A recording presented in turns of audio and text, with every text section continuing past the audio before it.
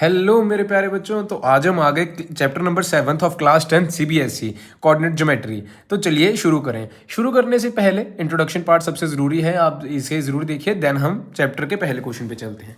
तो इंट्रोडक्शन में मान लीजिए एक सबसे पहले आपको बच्चों लीनियर इक्वेशन जो आपको 9th में सिखाया होता है कि ये एक ऐसा ग्राफ होता है जिसे हम कार्टेशियन प्लेन भी बोलते हैं। तो यहाँ पे कोई भी दो कोऑर्डिनेट्स हो सकते हैं, जैसे 7,3 एंड यहाँ एक कोऑर्डिनेट मान सकते हैं 1,1। ठीक है, कोई भी 3-4 जितने मर्जी इन्फिनिट कोऑर्डिनेट्स हो सकते हैं।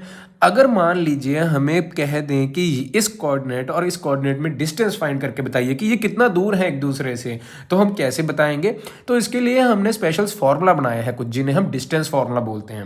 मान लीजिए एक कोऑर्डिनेट मेरा घर है एंड एक कोऑर्डिनेट आपका घर है। हम घर जो है उसको कोऑर्डिनेट्स में हम डिवाइड कर सकते हैं। ये रियल लाइफ में बहुत ही प्रैक्टिकल चीज़ है। हमने सभी दुनिया सारी वर्ल्ड को लेटीट्यूड्स एंड लॉन्गिट्यूड्स में बांटा हुआ है, तो मुझे उसके कोऑर्डिनेट्स मालूम पड़ सकते हैं। तो ऐसे ही यहाँ एक दो घर है मान लीजिए, तो इनके बीच में डिस्टेंस फाइंड करना है कि क्या होगा। तो यहाँ हमें लगाना पड़ेगा डिस्टेंस फॉर्मूला। डिस्टेंस फॉर्मूला, देखिए डिस्टेंस फॉर्मूला क्या कहता है। मान लीजिए ये मेरा घर है तो इसके कोऑर्डिनेट्स हैं x1 y1 एंड मान लीजिए ये आपका घर है x2 y2। जनरल कोऑर्डिनेट्स माने हैं, नथिंग एल्स। अब इनके बीच में डिस्टेंस निकालना है कि ए पॉइंट का बी पॉइंट से कितनी दूरी है। तो कैसे निकालें? देखिए distance is equal to x2 minus x1 का होल स्क्वायर कर दीजिए पहले तो। चाहे आप x1 माइनस x2 भी कर सकते हैं, कोई दिक्कत नहीं, लेकिन बाद का भी वही रखिए, y2 माइनस y1 का होल स्क्वायर। कई स्कूलों में x1 minus x2 and y1 minus y2 लिखाया होगा, सही आएगा, वो भी आंसर सेम ही आएगा, कोई दिक्कत नहीं। इसका पूरा स्क्वायर रूट, या तो बच्चों x2 पहले रखिए दोनों तरफ एंड x2 एंड y2, या x1 एंड y1, आपकी मर्जी है। लेकिन इस बात का ध्यान रखिएगा कि दोनों जो होंगे या तो 2 पहले रखिए या 1 पहले, बस इतनी सी बात है। ये आ गया हमारे पास डिस्टेंस फॉर्मूला। अगर हमने फाइंड करना है मेरे घर और आपके घर का बीच का डिस्टेंस, यानी कि दो कोई भी पॉइंट्स के बीच का डिस्टेंस अगर फाइंड करना हो, ये फॉर्मूला लग जाएगा। अब एक ऐसा घर फाइंड करना है जो इसके बिल्कुल सेंटर में हो। मान लीजिए सी एक ऐसा घर है बिल्कुल सेंटर में हो, इसके कोऑर्डिनेट्स फाइंड करने हैं। अब मुझे ए के कोऑर्डिनेट्स मालूम है, बी के भी मालूम है, लेकिन एक ऐसा घर जिसका बिल्कुल सेंटर में हो, उसके कोऑर्डिनेट्स फाइंड करने हैं, जिसकी मेरे घर से दूरी और एंड आपके घर की से दूरी सेम हो। तो उसके कोऑर्डिनेट्स कैसे फाइंड होंगे बच्चों? तो इसे बोलते हैं हम mid point formula. Mid point formula जो है वो सेक्शन फॉर्मूला से ही ड्राइव हुआ है। वो सेक्शन फॉर्मूला मैं अभी आपको समझाऊंगा। मिड पॉइंट फॉर्मूला, अब ऐसी देखिए ये ए कोऑर्डिनेट है एंड ये बी कोऑर्डिनेट है, मुझे कोऑर्डिनेट्स फाइंड करने हैं सी के। तो वो कैसे करूंगा? पहला coordinate x1 plus x2 upon divided by 2 कर दीजिए एंड उसी तरह y1 plus y2 divided by 2 कर दीजिए। आपको पता लग जाएगा कि मेरा घर और आपका घर कितनी दूर है, और इसके बीच में जो सेंटर में जो घर आएगा उसके कोऑर्डिनेट्स क्या आएंगे? ये आएगा बच्चों x का कोऑर्डिनेट, ये आएगा y का कोऑर्डिनेट, सिंपल। अब एक ऐसी चीज इन्होंने पूछ ली क्वेश्चन में, मान लीजिए ये मेरा घर हो गया a एंड ये एक घर हो गया b। कहते एक ऐसी चीज फाइंड कीजिए c, एक ऐसा पॉइंट होना चाहिए जो इस रास्ते को, इस डिस्टेंस को डिवाइड कर रहा हो 1:2 में, या जनरल रेशो ले लेंगे अगर हम m:n में। आपको एक जनरल फॉर्मूला लिखा रहा हूं, मान लीजिए अगर रेशो में डिवाइड किया होगा तो कैसे इसका फॉर्मूला निकलेगा, सी के कोऑर्डिनेट्स कैसे निकलेंगे। अब एक्स ए तो रहा मेरा x1 and y1 and B रहा मेरा x2 एंड y2। तो सी के कोऑर्डिनेट्स निकालने के लिए बच्चों ये फॉर्मूला होता है सेक्शन फॉर्मूला। यहां मैं लिख देता हूं सेक्शन फॉर्मूला। सेक्शन फॉर्मूला लगा के इसके घर फाइंड, हम उसके कोऑर्डिनेट्स फाइंड कर सकते हैं। देखिए यहाँ m है, इसको x2 के साथ मल्टीप्लाई कीजिए, cross multiply, m multiply by x2 and यहाँ n को x1 के साथ मल्टीप्लाई कीजिए, n multiply x1 divided by m plus n, ratio को डिवाइड कर दीजिए m plus n, comma and n को अगर हम मल्टीप्लाई करेंगे फिर से cross n into y, sorry m into y2 cross multiply and n into y1 plus n into y1 divided by m plus n। जब हम क्वेश्चंस करेंगे आपको बेटर समझ में आएगा, लेकिन पहले आपको ये फॉर्मूले जरूर पता होने चाहिए। ये फॉर्मूलेज लिख लीजिए आप, ठीक है। ये सेक्शन फॉर्मूला आ गया बच्चों, यहाँ मिड पॉइंट फॉर्मूला एंड यहाँ डिस्टेंस फॉर्मूला। अब बात करते हैं कि अगर कोई दो पॉइंट्स को लीनियर प्रूफ करने हो तो कैसे। बाद में हम चलेंगे एरिया ऑफ ट्राइंगल के ऊपर। अब कोई भी दो पॉइंट्स आपको कोलिनियर प्रूफ करने हैं। मान लीजिए कोलिनियर का मतलब क्या होता है? 3 पॉइंट्स, मान लीजिए ए बी एंड सी।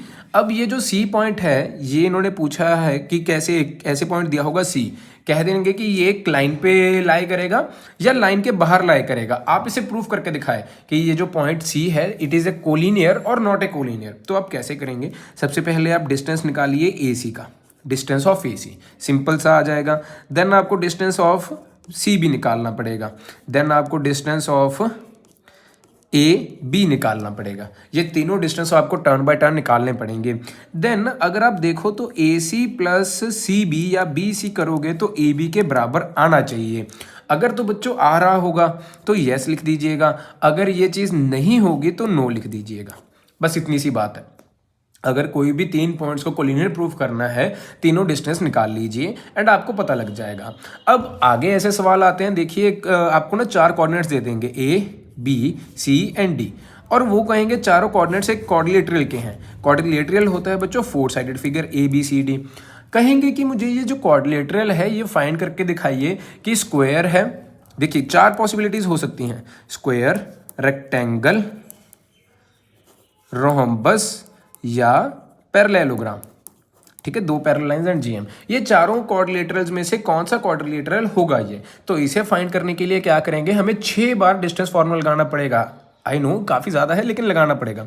सबसे पहले ए बी फाइंड कीजिए, then B C, then C D, then D ए।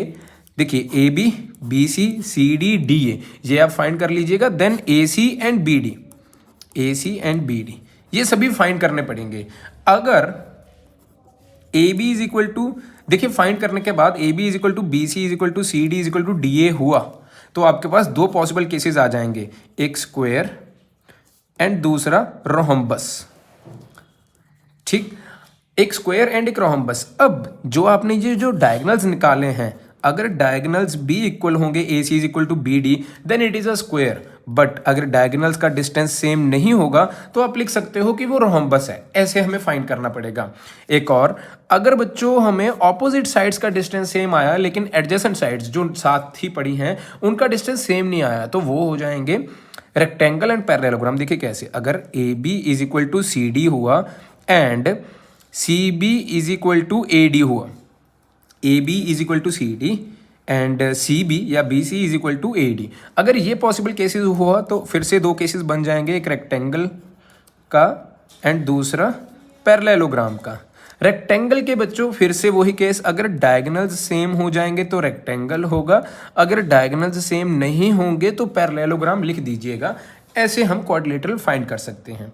आपको बच्चों मैंने डिस्टेंस फार्मूला भी बता दिया, कोलिनियर कैसे प्रूव करते हैं वो भी बता दिया, section formula, mid point formula ये भी बता दिया। बाकी क्वेश्चंस में अगर रेशो फाइंड करनी होती है तो मैं वो क्वेश्चन में बता दूंगा कि K/1 लेके हम कैसे फाइंड करेंगे। ठीक है, अब ये था बच्चों हमें अगर क्वाड्रिलेटरल फाइंड करना होगा कि वो कौन सा क्वाड्रिलेटरल है।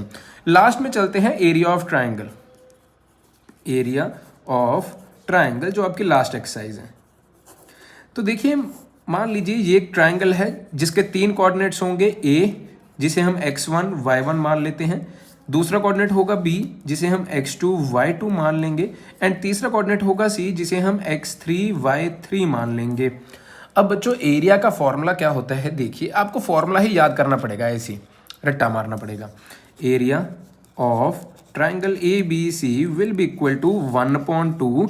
ये ना मैं मॉडुलस डाल रहा हूँ, मॉडुलस का मतलब क्या होता है मैं अभी आपको बताता हूँ। सबसे पहले x1 ब्रैकेट में y2 माइनस y3 प्लस कीजिए x2 y3 minus y1 plus कीजिए x1 y1 minus y2 mod.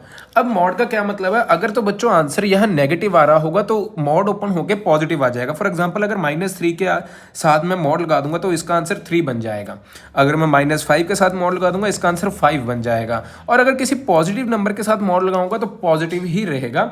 Mod का ये मतलब होता है कि कोई भी नेगेटिव नंबर है अगर वो पॉजिटिव बन जाएगा तो ये हम मॉड लगा देते हैं, क्योंकि area can not be negative, area हमेशा पॉजिटिव आएगा तो ये मॉड लगेगा साथ में। इसी के साथ बच्चों इंट्रोडक्शन पार्ट तो खत्म हुआ। अब हम पहले क्वेश्चन की तरफ चलते हैं। फॉर्मुलेज मैंने सभी लिखा दिए, आई होप आपने भी लिख लिए होंगे। वीडियो अच्छी लगे लाइक जरूर करना। चलते हैं पहले क्वेश्चन की तरफ। Thank you.